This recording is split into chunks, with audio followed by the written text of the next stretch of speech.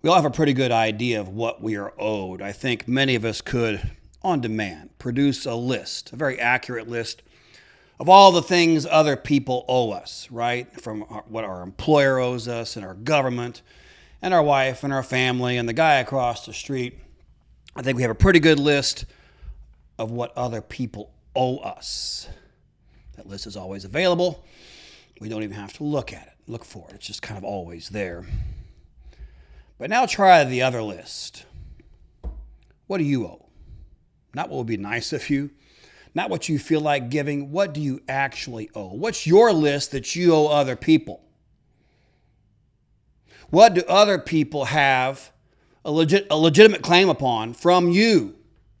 Whether or not you feel generous, whether or not you're tired, whether or not you're in a good mood. What do you owe other people? I think, if we're honest, for most of us, that list is a lot harder to produce. We don't think about that list a whole lot. In fact, I bet you many times, many people consciously have never even thought about that list. So that's the first consideration. The second consideration is this. Think about the people you trust most. Think about people whose word means something. People you would trust with your family, with your finances, with your credit card, with your wallet, with your car, with your business, with your reputation. Think about someone you trust the most. And now ask yourself this. What makes a person like that? Why is that person so trustworthy? What makes a person trustworthy? Because that person is valuable to you. How come some people inspire confidence while other people will always feel disappointed? Can't trust them. What's the difference there? Well, the ancient philosophers had an answer. It's justice. And that is the subject of this episode. You know, the ancient philosophers believed that one of the most dangerous habits a person can develop is to become far more concerned about what they're owed than what they owe others. A man who's always thinking about his rights, my things, you know this, but they don't think about their responsibilities. They're not free. They're self-centered. Their life starts to revolve around their own claims, their own grievances, their own expectations. It's not a good life to live. And justice is the virtue that turns that around. Justice teaches us to become concerned with fulfilling our own obligations than just always collecting our own entitlements, you see. And then something actually remarkable happens when you live that way, when you make a habit of living that way, when you become recognized as being that kind of person. You know what happens? I'll tell you. People begin to trust us. We become one of those trustworthy people. Justice is one of those things. It's something that everybody thinks they already have, right? You ask 100 people if they're fair, they're all going to say yes. And we all know that can't be right. It can't be right, you know. If becoming wiser improves your life, if becoming mentally stronger improves your life, then becoming just improves everyone else's life too, and indirectly yours, including your own. Why? Because every healthy marriage, every strong friendship, every successful business, every thriving community is built upon people consistently giving another what they are owed. Justice is the foundation of trust. And that's what we're talking about today. So we're going to cover these things. We're going to talk about what justice actually is and why it's the only cardinal virtue that's directed towards other people. We're going to talk about why being just matters, why you want to develop this habit of fulfilling your obligations and being just to others, why your peace of mind and your quality of life depends upon you developing this virtue, a habit that you do all the time, not every once in a while. We're going to talk about the two different ways justice can fail. We're going to look at what a just man looks like. And of course, last but not least, we're going to talk about becoming more just. How can I become a more just and therefore more trustworthy person? Because again, as we always say on this program, philosophy is not supposed to be just head knowledge, like you just read and think and you don't do anything. Philosophy is supposed to be transformative. In the ancient sense, philosophy is medicinal. It's medicine for your life. The philosophers saw themselves as doctors of the soul, doctors that can make you have a healthier soul, become a better person, you see. So philosophy in the sense that we believe in and we practice here on this channel is transformative. So we learn in order to transform. It's meant to be practiced. All right, so let's get started with that first topic. What is the virtue of justice? It's always good to know what you're talking about first. And first rule of logic, define your terms. If we want to learn to be more just, what is it?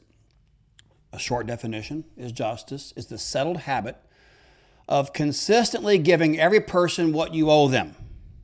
The mental habit of consistently giving every person what you owe them. Like what? We owe every person respect because they possess human dignity. We owe honesty to those who trust us.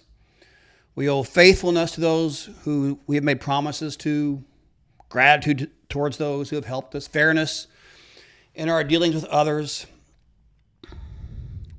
Another one we should remember that should be more thought about today is we owe legitimate authorities obedience, and obedience that's properly due to them. Justice has a lot of doorways, a lot of different facets. But it's the habit of fulfilling those obligations faithfully and consistently. That's a working definition. It's basically the classical one. The Roman philosophers kind of compressed it into a single sentence that Thomas Aquinas picks up later. This is important to remember. The Latin is suum cuique. Suum cuique. It's a Latin proverb. It translates to each his own, or to render every person his due. It's popularized by one of my favorite philosophers, Cicero. It's the foundational maxim for the philosophical definition of justice. Suum cuique. To each their own. To each what is actually owed. It's also been stated this way. Justice is the constant and perpetual will to render each their due. Look at those two adjectives. Constant. Every day. Not just when you feel like it. Not just when you think the other person deserves it right now. Not just when it's convenient. Responsible people, just people, fulfill their duties whether they like it or not. So this is not just some kind of added feature, constant. It's built into the definition of justice. And also perpetual, not just every once in a while, not just most of the time, not just every 11 hours, not the 12th hour, not just 11 months out of the year, not the 12th month, right? And not just isolated acts. It's not an occasional thing. The virtue of justice is not an occasional thing. It's a perpetual thing. It's measured by the kind of person you have become. You are what you habitually do. So you don't become just by doing one fair act. You become just when fairness becomes a part of you, when fairness becomes your settled habit, when people can depend on you because doing what's right has become your character. It's been absorbed into your DNA. It's become second nature.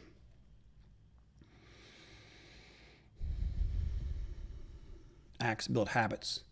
Habits build character. And your character is the kind of person you are. That's where justice lives, in your habits. And here's what makes justice different than the other virtues. Aristotle says something remarkable in Book 5 of his Nicomachean Ethics. He calls justice a complete virtue exercised in relation to others. You see, all the other virtues kind of primarily concern you. Courage perfects your response to fear. Temperance governs your desires. Prudence helps your judgments. Humility corrects your view of yourself. Justice perfects your relationships with other people. It's the virtue that brings in everybody else. It's the only cardinal virtue that is directed entirely outwards, being just, giving others what they're due.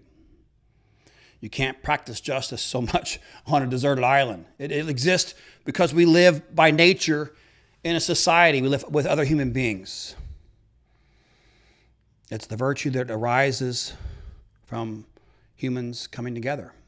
Aristotle says we are social by nature. We are designed by nature to live with others. And boom, therein arises the virtue of justice, because it makes those social relationships go well. It makes the group thrive. And when the group thrives, you thrive.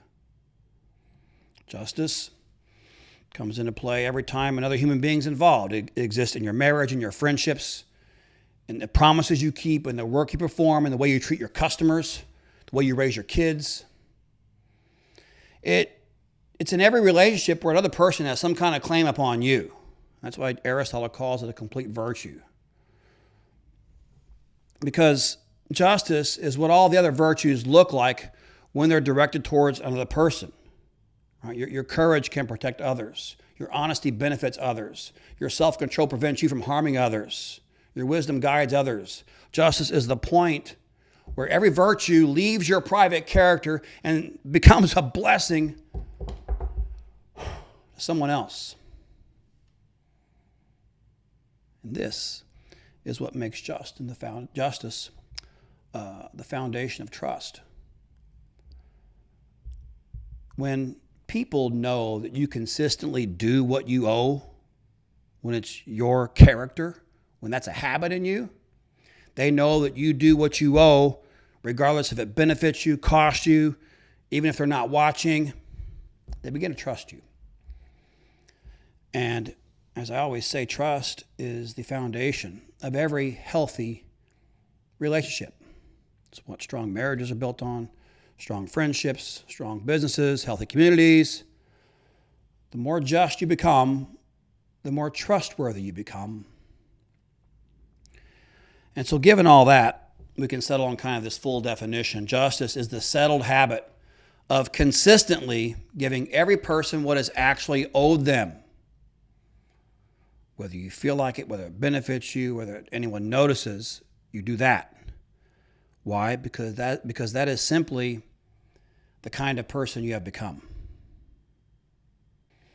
Now, given all that, let's ask this. Why should you care? Why should you bother learning about justice, watching a podcast about justice, knowing the philosophy of justice? Why should you care?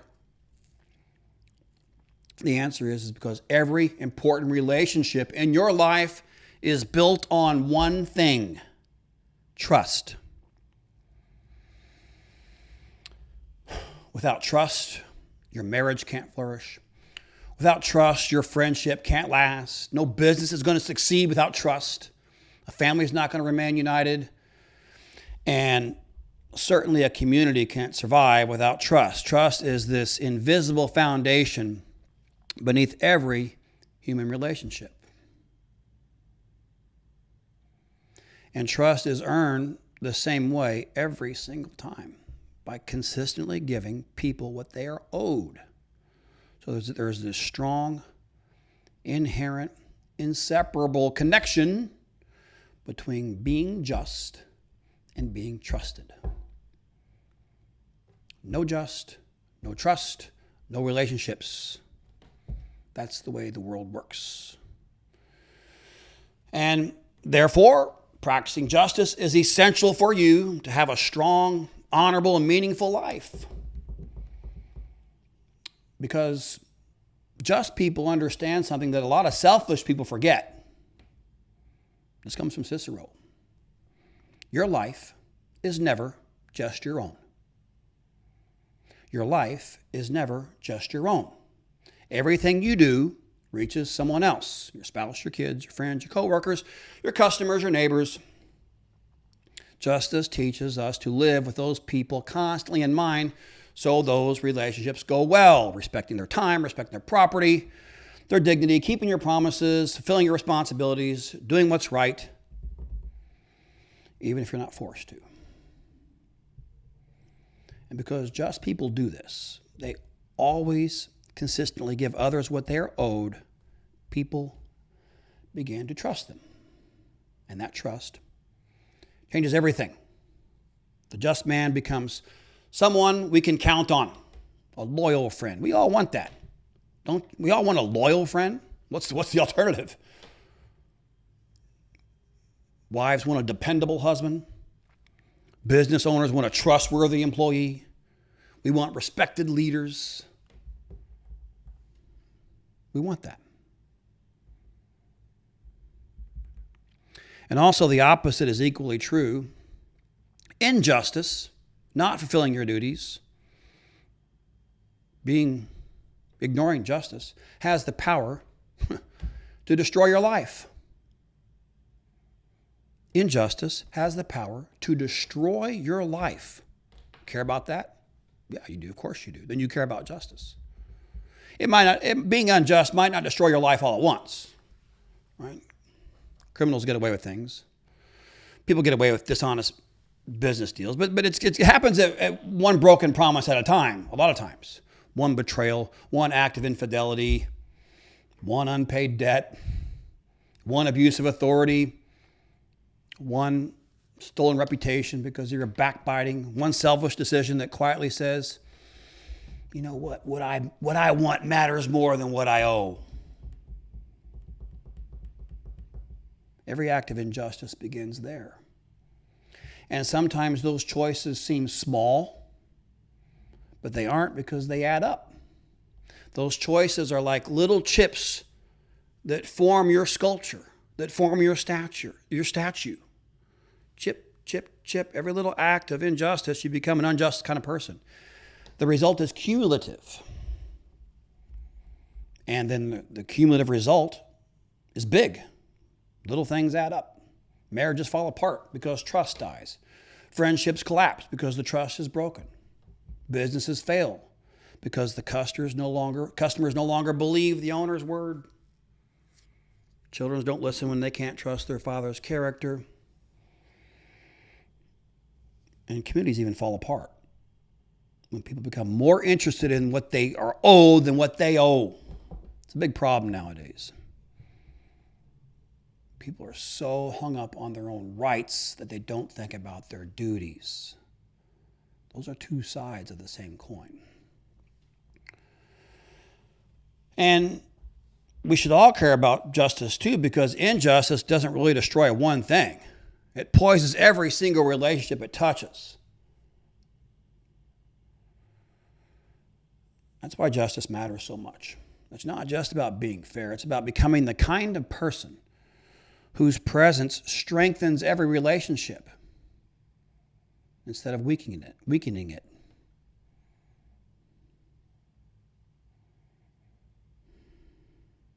And you develop a reputation.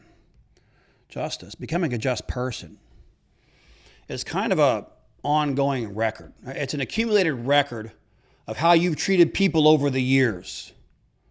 Right? You get a just or an unjust reputation, right? Did you keep your word? Did you repay what you're owed? Did you fulfill your responsibilities? Do you give people the credit that they deserve? Did you tell the truth when lying might have helped you better? You see, the people around us have already been answering those questions about us. The people around you have already been answering those questions about you. And that's why a reputation of fairness is so important. It's why it takes decades to build and sometimes only minutes to destroy.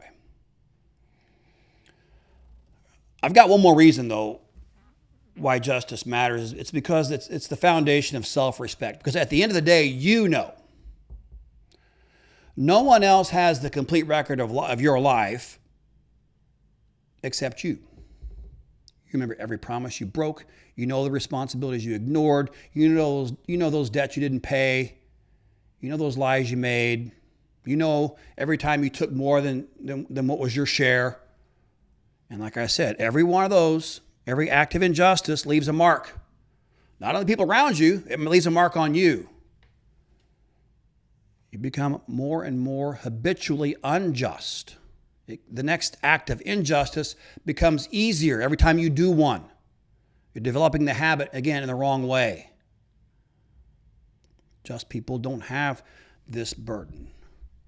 Just people have a conscience that's quiet. They're good with their conscience. Their word carries weight and their families trust them.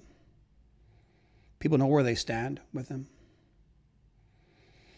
And that's really, this idea of trust is one of the greatest gifts you can give another person. And it's worth more than what a lot of people spend their whole lives chasing. So that's why justice matters. All right, that being said, let's go on to the next part. Let's look at the two main forms of injustice. It's always good to know how we can mess things up. I always use the analogy of martial arts. You teach a martial art technique. This is the proper way. And then here are the common errors. Don't do that. Do it this way. It's nice to make the errors explicit so you don't fall into them. Learning about philosophy and virtue is the same way.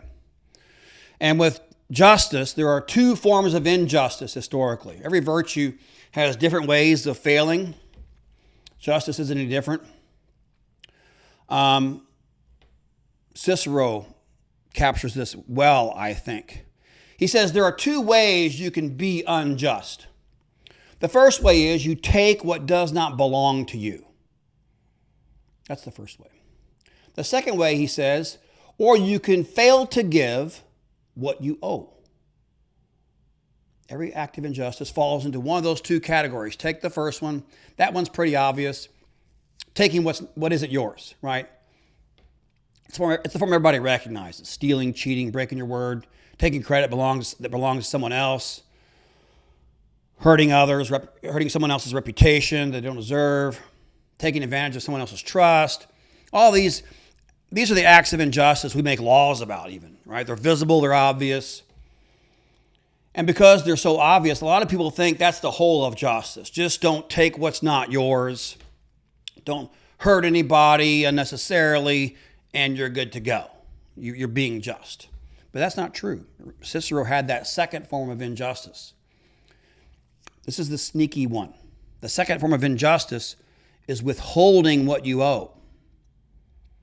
This is the one that almost no one notices, because you may never steal, lie, or cheat, but you can still live a very unjust life.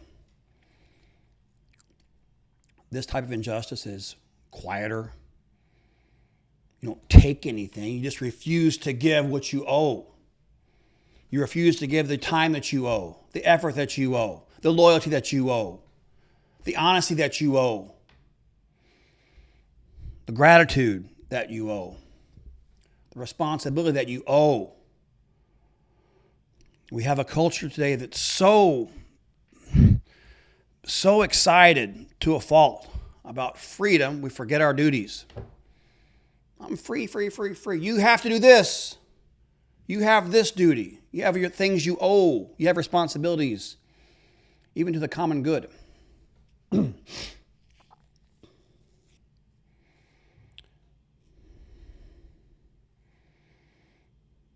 So people say things like, well, I didn't hurt anyone, therefore I'm a just person. Cicero says no. He rejects that excuse. The work you refused to do, that you were supposed to do, that didn't go away. Someone else had to do that. Someone else had to pick up your slack. The promise you broke, that didn't go away. Someone else bore the cost of that. The responsibility you abandoned, it didn't evaporate. Someone else had to carry that burden.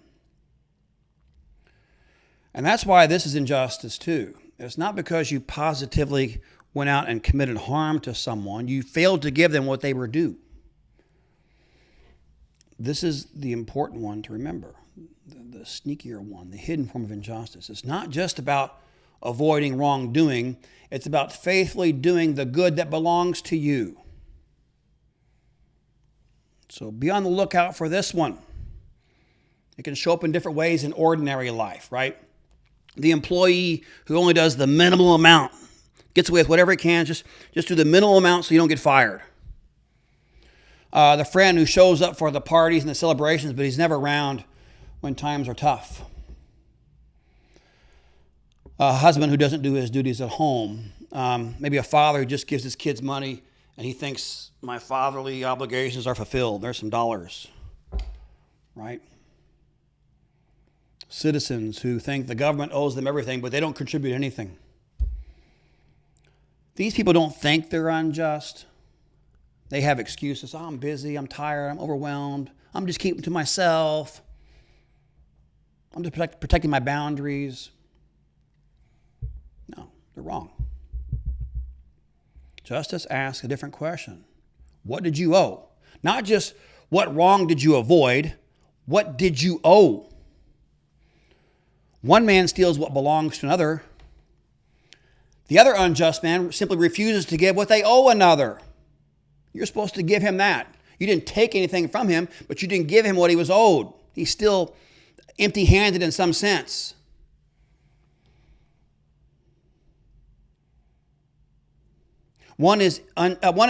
Cicero says one is injustice by commission. You actively took what's not yours.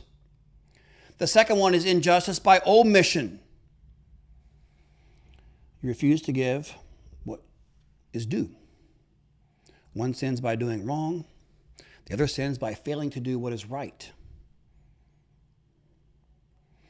They are both forms of injustice. They both leave another human being with less than justice required. And they both destroy trust. One through what he takes. The other through what he refuses to give. And watch out for this second form, not because it's necessarily worse, because it's invisible. We recognize the thief, the liar, the cheat, but we don't always recognize the husband who doesn't care his share of the load, the father who gives up on his responsibilities, the employee who only does the bare minimum, the friend who disappears when he's needed the most, These men often believe they haven't done anything wrong, but justice says otherwise. A just man faithfully does the good that belongs to him. So, what does justice and what do just people or trustworthy people look like in real life? Well, when you're around such a person, you see certain patterns begin to emerge, show up. You know where you stand with them. You don't worry about them talking about you behind your back. Their word means something. They don't make promises casually. You can count on them. Once they give you their word, you can build plans on that. The just person carries out the responsibilities, even when they don't feel like it, even when they're tired, even when they're not motivated. They accept the consequences of their actions. They don't make excuses. They don't blame other people. They honor their promises, even if keeping the promise is costly. They refuse to gossip. They don't spread rumors. They don't damage other people's reputation without a good reason. And they understand that words can wound. Words can wound just as deeply as actions can. Just people recognize legitimate authority. Parents, teachers, police officers, the law. Not because that authority is perfect. It's because order is better than chaos. Now, I want to mention one of those qualities I just said, because I think it's one of the more surprising ones and a danger for today. Justice governs your speech. Be just in your words.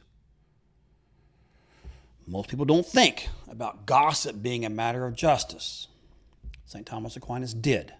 He devotes a lot of attention to it. He talks about backbiting, detraction, rash judgments. Why? Because a person's reputation is important. It's how they it's how they sort of function socially. It's based upon how other people see them. And a good reputation is due a man. It's kind of his property. You can't unjustly damage someone's reputation. It causes a tremendous amount of suffering for a person. If you damage it carelessly, you've taken something that wasn't yours to take. And unlike money, you can't even give it back. You can't unring that bell. Gossip, detraction, backbiting.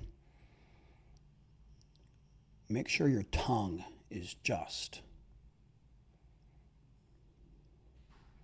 Justice is something that, justice in regards to someone's reputation is something that Aquinas says people deserve, even if you have to give the benefit of the doubt. Giving the benefit of the doubt is not just about being polite, it's an act of justice. And think about this, even on social media, when you share things, a lot of times it's gossip and backbiting. You're just spreading it. It's like gossip on steroids. Reposting some political thing, running another man's character down unnecessarily. I could do a whole podcast on this topic alone, but I think I'll stop there.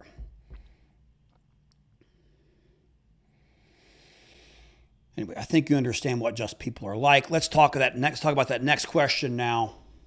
Hey, Scott, this all sounds good. How do I actually become a more just person? That's a great question. And as I always say, I have my own method. It's a method based upon the teachings of Aristotle.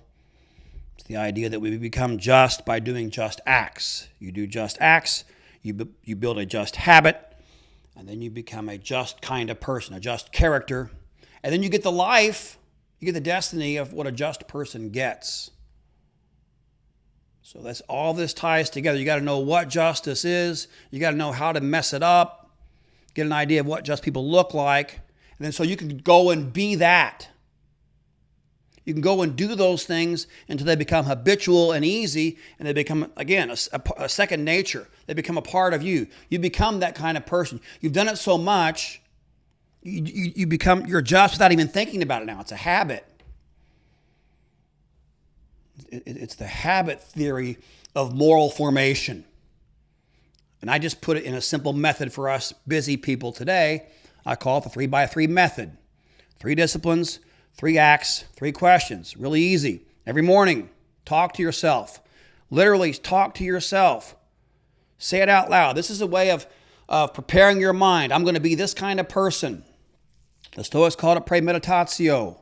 Mental rehearsal for the day. Before the day gets all confused and starts throwing stuff at you, you state directly what you're going to be like today. You control the day in advance with your words. Today, I'm going to give people what I owe them. I will keep my promises. I will fulfill my responsibilities. I will respect every person's dignity. I will tell the truth. I will carry my share of the load. I will speak well of people who are not in the room. Today, I will practice justice. It's not empty thinking. It's not wishful thinking. It's setting the direction for your day. And then what? And then the second part, the second discipline, go out and do that. Be on the lookout for just acts. Life will start throwing you the stuff you need. Life will start throwing you the material you need to be a just man. Life is training for virtue. Every day is going to be full of it. You just got to be on the lookout for it. Look for opportunities. Do 3 deliberate acts of justice every day. Like what? Man, there's so many things. Keep a promise. Pay a debt you owe. Tell the truth. Give something back that wasn't yours. If you nick somebody's car in the parking lot, leave them a note. Just drive off. Give someone else the credit they deserve. Defend people who are absent when people start gossiping. Fulfill your responsibilities. Finish them without having to be reminded. Apologize if you're wrong. Show gratitude if someone's given something to you. Honor legitimate authority with respect. Do the right thing, even if no one knows about it. Doesn't matter which 3 acts you choose, but my goodness, there are so many opportunities to do this, right? Every day. 3 acts a day. And then what happens at night? Examine yourself, right? Before you go to bed. This practice is as old as philosophy itself. The ancient philosophers did it. The Stoics did it. The Christian tradition talked about a daily examination of conscience. A life improves only if it's examined honestly. So, in this case, before you go to bed at night, you ask yourself 3 questions. Where did I practice justice today? What 3 acts did I do? This one, this one, this one. Hopefully you get 3. Celebrate that. Great. Got it. Where did I fail? Second question. Where did I fail to give someone something that I owed them? Don't make any excuses. No rationalizations. Just the truth. Did I fail to keep my word? Did I fail in my responsibilities? Did I speak unfairly about someone? Did I withhold something I owed? Honestly admit that. And then you ask, okay, how will I become more just tomorrow? What can I do to make tomorrow better than today? This 3x3 method is so doggone powerful, it will change your life. 3 daily disciplines. Tell yourself what you're going to be like in the morning. Go out and be that person 3 times at least, and then examine yourself to make sure you did it. It's your daily character workout. Hold yourself accountable at night. This is how the ancient philosophers believed virtue is formed. Not through just watching a philosophy podcast, not through a book, not through a motivation or a YouTube video, through repeated acts. Acts build habits, habits build character, character determines your destiny. And as I always say, I use this same thing in martial arts too, or really any goal. The next 5 years is going to go by whether you do this or not. 5 years from now, you're going to be the person who had done these things and worked on your character and therefore enjoys the benefits of it, or you're the kind of person who did not do that. Which kind of person do you want to be? You can decide now. The answer is obvious. So go out and be that kind of person. Use the 3x3 method. Tell yourself those things in the morning. Go out and do them 3 times during the day. And then hold yourself accountable at night. That way you become a trustworthy person. So let's wrap this up. Start with that question we began with. What do you owe? It's one of the most important questions a human being can ask. Because sometime today, someone's either going to get from you what they were owed or they're not. They're going to get something less. Your wife, your husband, your parents, your employees, your customers, your friends, the people who aren't in the room that you know. Every one of those encounters is an opportunity for justice or injustice too. And be on the lookout for that second act of injustice, just not giving what you owe some people, because that's exactly how so many otherwise decent people kind of slowly become unjust, because it's that invisible form. They don't do that, go out and commit great acts of positive injustice, but it's this injustice by omission. Missing out on hundreds or thousands of small obligations all the time over life. It builds up. So do the 3 acts of the 3x3 method to grow in character, grow in justice, and you'll become that kind of person, the kind of person that becomes trustworthy. That is justice. That is how trustworthy people are made. This has been The Examined Life. Vita Examinata.